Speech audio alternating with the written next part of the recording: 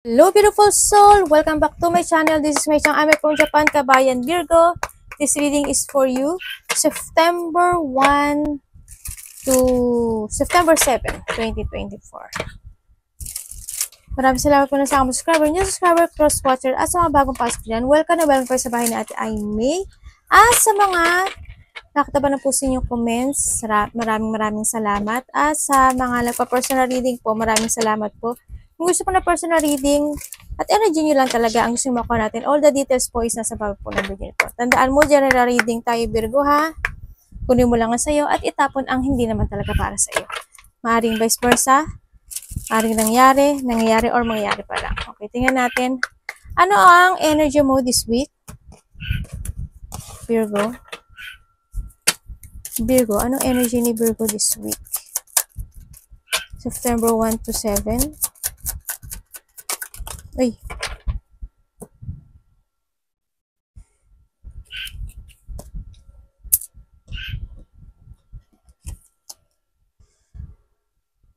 Okay, ang energy mo this week is, andito ka lang sa situation mo na may mga babaguhin ka ng plano, may mga pagpaplano, may mga, siguro may mga planong, mag-be very careful ka. Sa nakita ko to, may mga changes sa'yo, sa nakita ko dito, and then, magkakaroon ng renewal no, magkakaroon ng revert dito. May mga kahilingan na maaring madagdagan or mag-change ako nakikita. And then, energy mo this week is yung pagiging, ano ba to? Pagtitipid. Yan, nandun yung pagiging pagtitipid ng pera, pag-iipon ng pera, nakita ko dito. And then, magpo-focus ka na, may makakaroon ka na ng pagpupukusan sa buhay mo this week. Yan, siguro more on pagtitipid. Bibili ka lang ng mga kailangan. Yung mga hindi kailangan, hindi mo bibilin. And then, magpo-focus na take action ka. Sa sarili mo rin at sa paligid. Parang may mga sitwasyon siguro na need ng heal. No, pero may mga changes. Maraming changes ang mangyari sa'yo. Yan, changes sa mga plano, changes ng layunin, changes ng mga bagay-bagay ang nakita ko dito. Andun na rin yung magkakaroon ka ng ano ba yun? Advanced thinking when it comes sa mga ibang bagay. Tingnan natin ang paparating sa'yo.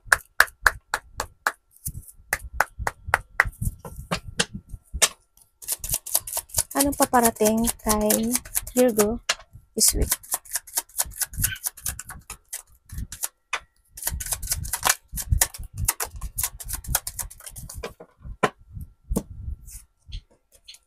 Tama mo, the star Dumadami na iyong kahilingan. Wow!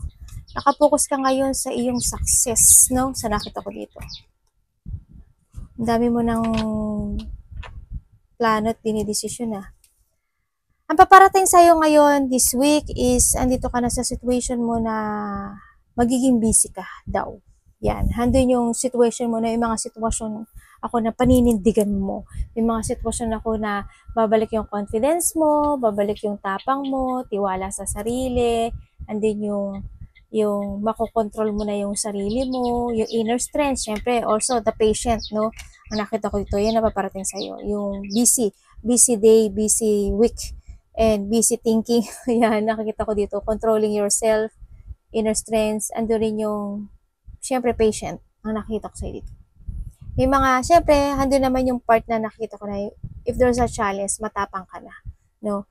Nagiging, didepensa mo yung sarili mo sa mga ibang bagay, may mga poprotektahan ka, and then you protect yourself din. So, nakita ko dito. Good. Anong dapat ko iwasan ni Virgo this week? Ano po dapat iwasan ni Virgo this week?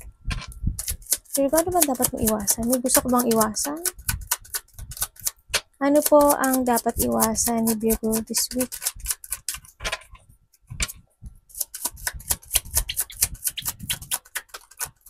Thank you po.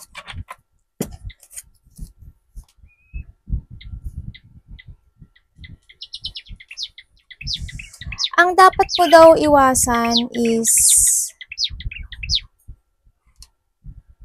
ang walang gawin. Ano ba yun ate? Tingnan niya natin. Okay. Okay, ang nakita ko dito, ang dapat mong iwasan is yung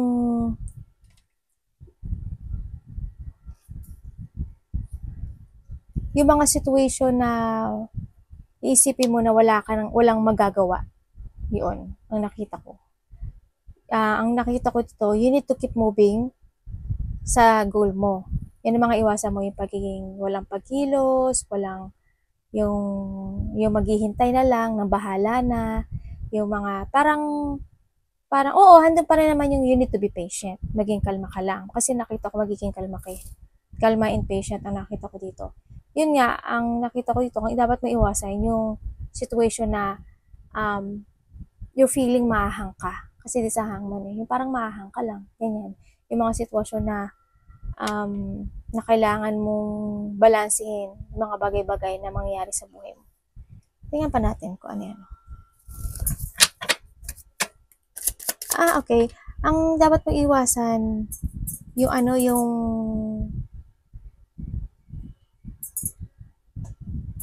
support sa mga bagay-bagay.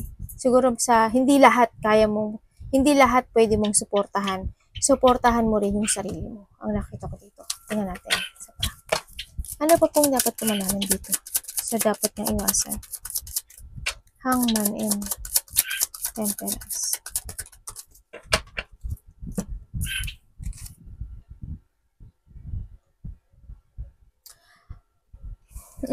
Yun nga.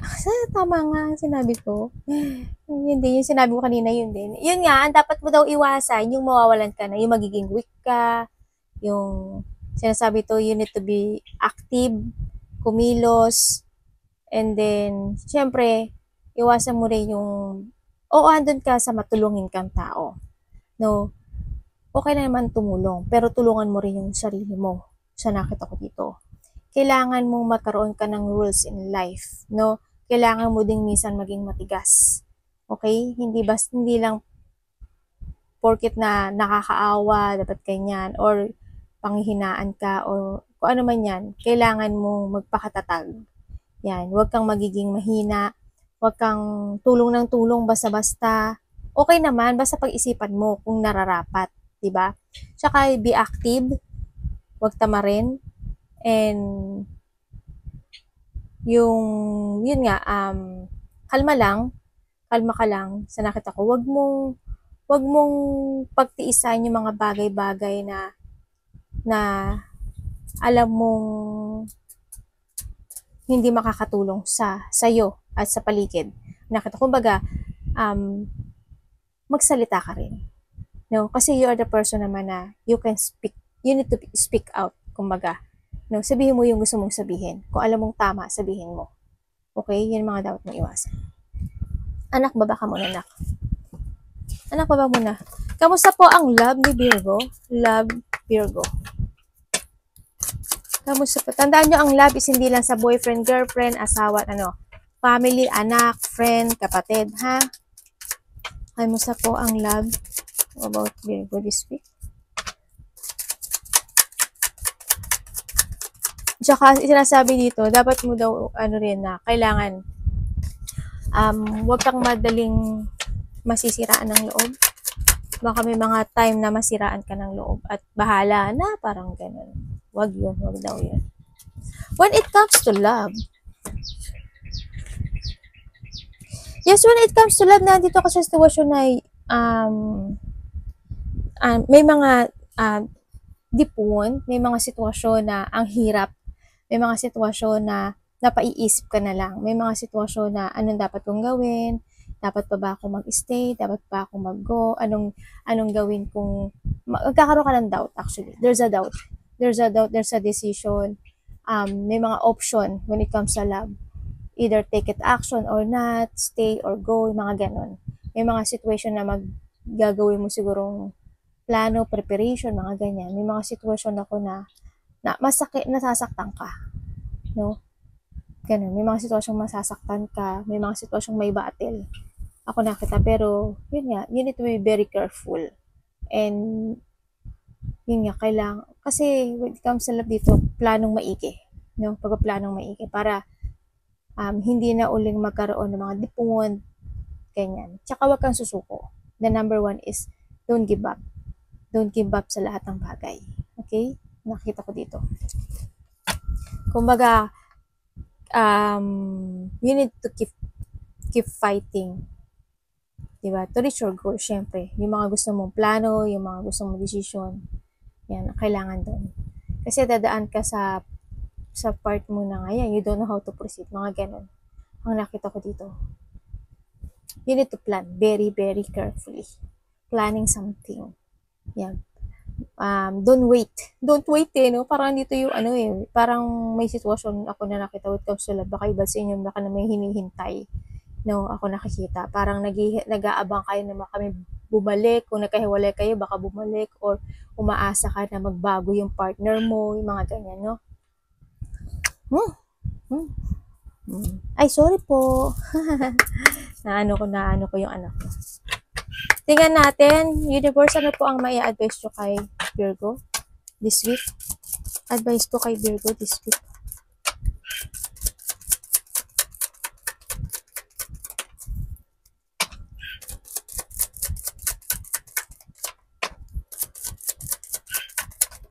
Thank you po.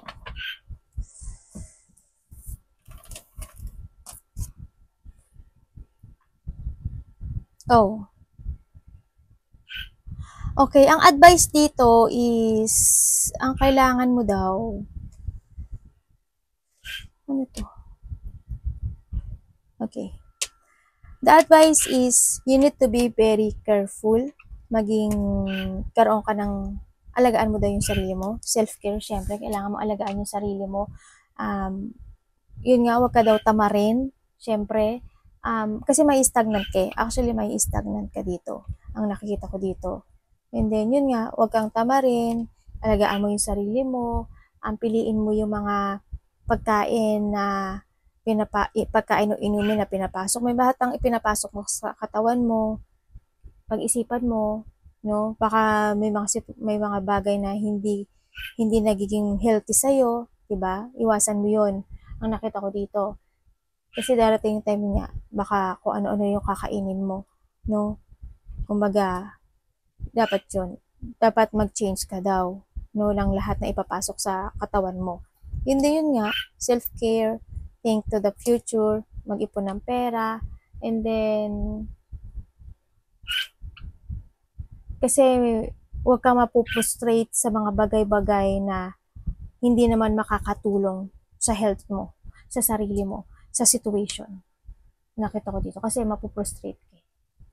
And then, may mga sitwasyon ako na kasi na madidelay, pero wag mo daw wag mo hanggat maaari, ay bukas na lang, ay sa makalawan na lang, ay mamaya na lang. Ngayon, may darating ka sa time na ganun, ang nakikita ko sa iyo, no? Magiging impatient ka sa mga ibang bagay. Pero wag ka daw, basta be patient lang, ang nakikita ko dito. Kasi magiging impatient ka, may stagnant ka raw. Tsaka may mga sitwasyon na parang hindi mo mamamanage, parang hindi mo kayang i-handle, yan. Pero wag mo daw wag ka daw dun sa part na yun. Sa nakita ko dito, wag ka mapaprostrate, wag mong isipin na you are incomplete, yan. Basta, you need to be patient. This is more on patient kasi. No, nakita ko dito. Arigato namaste, God bless.